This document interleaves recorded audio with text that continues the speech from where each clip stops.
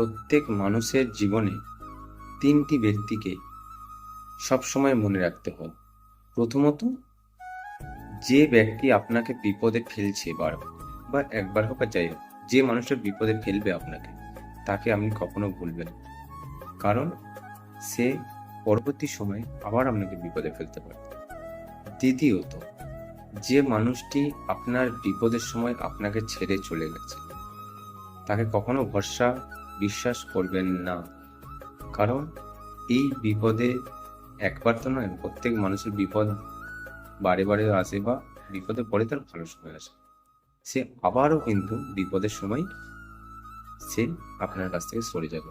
আর ৩ নম্বর, যে মানুষটি আপনার বিপদের সময় আপনার সঙ্গ দিয়েছে, তাকে তো জীবনে কখনো ভুলবেন না। কারণ সেই মানুষটি আপনার বিপদের সময় আপনাকে